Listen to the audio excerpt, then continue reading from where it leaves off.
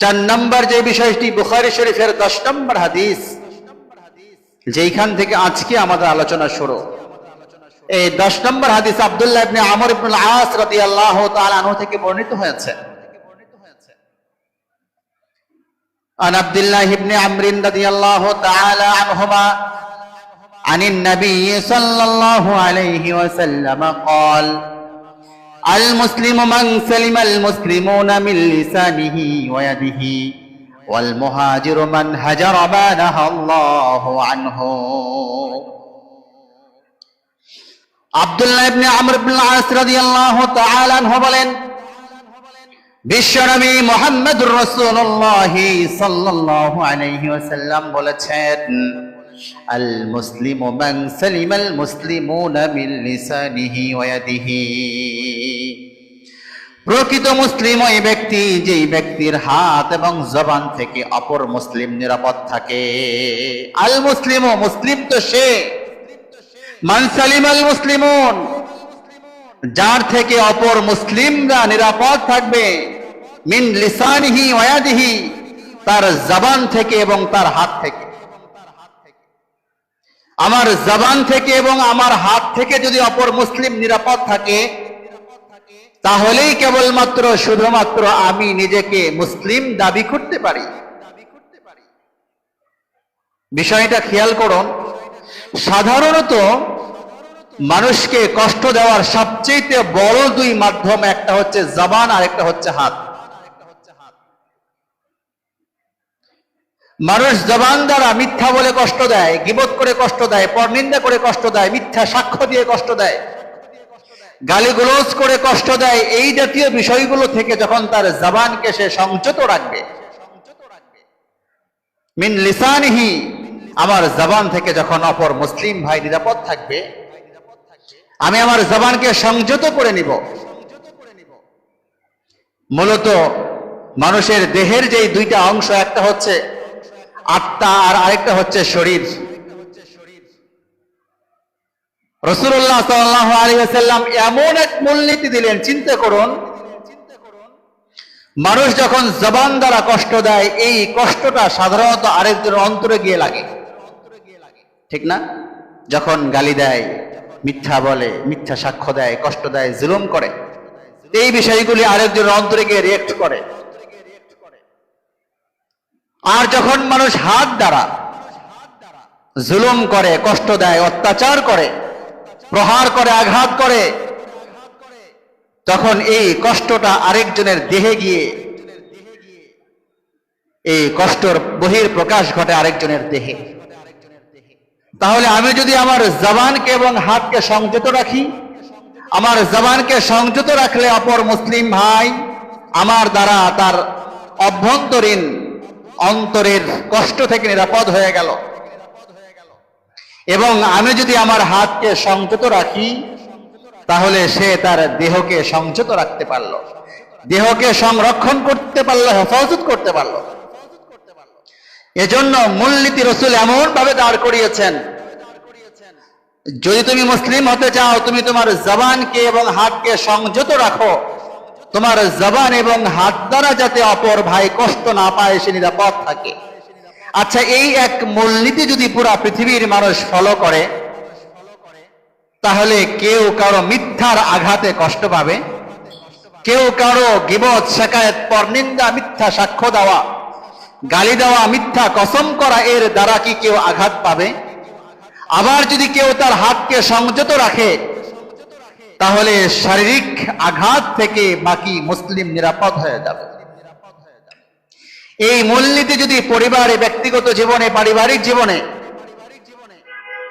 সামাজিক জীবনে, রাষ্ট্রীয় জীবনে বাস্তবায়িত করা হয়, তাহলে পুরা পৃথিবীর চিত্র অবশ্যই পরিবর্তন হয়ে যাবে।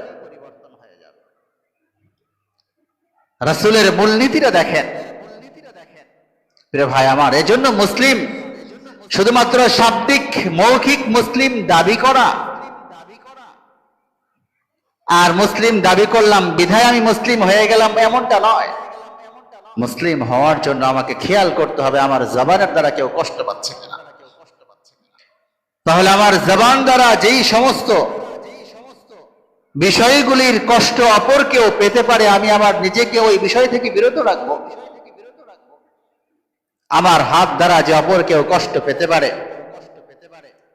ওই সমস্ত অপরাধগুলো থেকে আমি আবার নিজেকে বিরত রাখবো। এই দুই মূলনীতি যদি কেউ ফলো করে, সমাজে শতভাগ শান্তি, শৃঙ্খলা, নিরাপত্তা, সুশৃঙ্খল সমাজ ব্যবস্থা ফিরে আসবে নাকি আসবে না? অবশ্যই আসবে। শান্তি, শৃঙ্খলা, নিরাপত্তা, কেউ কারো দ্বারা জুলুম অত্যাচারের শিকার হবে না, সবাই নিরাপদে পথে চলবে, নিরাপত্তার সাথে চলবে, হাঁটবে, ফিরবে, ঘুরবে। কারো অন্তরে এই সংশয় তৈরি হবে না যে এখন রাত 12টা 1টা বাজে, আমি রাস্তায় চললে পিছন থেকে কি আমাকে আঘাত করতে পারে। কি বলেন, ঠিক না? যখন মানুষ নিরাপদ হয়ে যাবে, যে না এই সমাজ ব্যবস্থা এমন যে রাসূলুল্লাহ সাল্লাল্লাহু আলাইহি ওয়াসাল্লামের এই হাদিস, বুখারী শরীফের 10 নম্বর হাদিস, এই মূলনীতিকে পূর্ণ ফলো করে চলা হয়, তখন সবাই অন্তরের প্রশান্তি যেমন লাভ করবে, অন্তরের প্রশান্তি যেমন ফিল করবে, এবং শরীরের নিরাপত্তাও ফিল করবে যে আমার শরীর ঝুঁকিপূর্ণ না।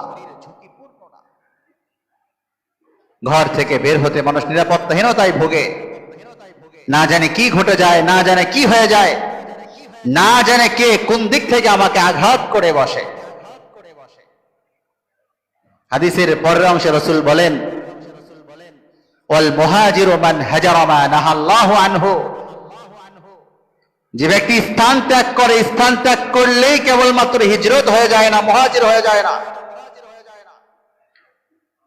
মুহাজির হওয়ার, হিজরত করার ফজিলত তো অনেক বেশি। শুধুমাত্র হিজরত করলে বিধায় তুমি মুহাজির হয়ে গেলে আর এর ফজিলত অর্জন করলে, বিষয়টা এমন নয়। বরং প্রকৃত মুহাজির তো সে আল্লাহ পাক রব্বুল আলামিনের পক্ষ থেকে নিষিদ্ধ সমস্ত বিষয় থেকে নিজেকে যে হেফাজত করে, সে হলো প্রকৃত মুহাজির। সাহাবায়ে কেরাম যখন মক্কা থেকে হিজরত করে মদিনায় যাচ্ছিলেন আর হিজরতের ফজিলত অর্জন করছিলেন, মুহাজির হচ্ছিলেন, যখন ফতে মক্কা হলো, মক্কা বিজয় হলো, ভৌগোলিকভাবে হিজরতের এই রাস্তা বন্ধ হয়ে গেল। যেহেতু মক্কা বিজয় হয়ে গেছে, মক্কা থেকে হিজরত করে মদিনায় যাওয়ার প্রয়োজন নাই। যখন ফতে মক্কা হয়ে যায়, মক্কা বিজয়ের পরে সাহাবায়ে কেরামের অন্তরে বিষয়টি আসলো, যারা আমাদের পূর্বে হিজরত করে মক্কা থেকে মদিনায় গিয়েছে, তারা তো অনেক বড় ফজিলত অর্জন করে নিয়েছে, রাসূলুল্লাহ সাল্লাল্লাহু আলাইহি ওয়াসাল্লামের নিকটবর্তী হয়েছে, আল্লাহ পাক রব্বুল আলামিনের পিয়ারা পাত্র হয়ে গেছে।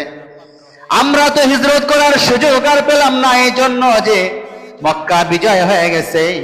রাসূলুল্লাহ সাল্লাল্লাহু আলাইহি ওয়াসাল্লাম বললেন, শোনো, শুধুমাত্র জায়গা ত্যাগ করে হিজরত করার নামই হিজরত না, জায়গা ত্যাগ করলেই মুহাজির হয়ে যায় না, বরং প্রকৃত অর্থে মুহাজির হলো ওই ব্যক্তি আল্লাহ পাক রব্বুল আলামিনের নিষিদ্ধ সমস্ত বিষয় থেকে যে নিজেকে বিরত রাখতে পারবে। শুধুমাত্র হিজরত করে মক্কা থেকে মদিনায় চলে গেলে, জায়গা ত্যাগ করলে, জায়গা প্রত্যাবর্তন করলে এর অর্থই শুধু মুহাজির নয়, বরং মুহাজির তো সে যে আল্লাহ পাক রব্বুল আলামিনের সমস্ত নিষিদ্ধ বিষয় থেকে নিজেকে হেফাজত করতে পারে। প্রিয় ভাই আমার, লক্ষ্য করুন, তাহলে যদি আমি আমার নিজের জায়গা থেকে, একটা হচ্ছে রাষ্ট্রীয় ব্যবস্থা, রাষ্ট্র থেকে, রাষ্ট্রের নিয়ম কানুন আইনের কারণে আমি ভয় ভীতিতে নিজেকে সংরক্ষণ করলাম, এই জাতীয় অপরাধের মধ্যে জড়িত করলাম না, এটা একটা বিষয়। আরেকটা হচ্ছে যখন ইসলামী মূল্যবোধের জায়গা থেকে, রাসূলুল্লাহ সাল্লাল্লাহু আলাইহি ওয়াসাল্লামের এই দিক নির্দেশনার জায়গা থেকে, পারিবারিক শিক্ষা, সামাজিক শিক্ষার জায়গা থেকে নিজেকে এই কথার উপর প্রতিজ্ঞাবদ্ধ হব যে না, আমি অন্তত আমার জবান থেকে এবং আমার হাত থেকে অপর মুসলিম অবশ্যই শতভাগ নিরাপদ থাকবে। আমি কাউকে গালি দিব না, আমি কারো ব্যাপারে মিথ্যা ছড়াবো না, আমি মিথ্যা কসম করব না, কারো ব্যাপারে মিথ্যা সাক্ষী দিব না, কারো গীবত শিকায়ত করব না, কাউকে খারাপ ভাষায় গালি দিব না। আমি যখন আমার জবানকে সংযত করব, আমি যখন আমার হাতকে সংযত করব, আমার হাতের দ্বারা অপর মুসলিম অবশ্যই নিরাপদ, তাকে কোনোভাবেই আমি কষ্ট দিতে পারি না। আমি যখন নিজের জায়গা থেকে, ব্যক্তিগত জায়গা থেকে সবাই যখন যার যার জায়গা থেকে উদ্যোগ নেবে, নিঃসন্দেহে সমাজের চিত্র পরিবর্তন হয়ে যাবে। সমাজের চিত্র যখন পরিবর্তন হয়ে যাবে, তো অটোমেটিক দেশ রাষ্ট্রের চিত্র পরিবর্তন হয়ে যাবে। পুরা পৃথিবীটা আল্লাহর জান্নাতে পরিণত হয়ে যাবে। কেউ কারোর উপর জুলুম করছে না, কেউ কারোর উপর অত্যাচার করছে না, কেউ কাউকে গালি দিচ্ছে না, কেউ কারোর ব্যাপারে মিথ্যা সাক্ষ্য দিচ্ছে না, কেউ কাউকে কটু কথা বলছে না, কেউ কারোর পিছনে পরনিন্দা করছে না এবং তার হাত থেকে নিরাপদ। কেউ কারোর উপর জুলুম অত্যাচার করছে না, কারো দ্বারা কেউ আঘাতপ্রাপ্ত হচ্ছে না, কেউ হত্যার শিকার হচ্ছে না, কেউ জুলুমের শিকার হচ্ছে না, কেউ কারো রক্তপাত করছে না। যখন সমাজের এই চিত্র তৈরি হবে, তো সমাজ ব্যবস্থা অটোমেটিক সুন্দর হয়ে গেলে রাষ্ট্রের ব্যবস্থা সুন্দর হয়ে যাবে।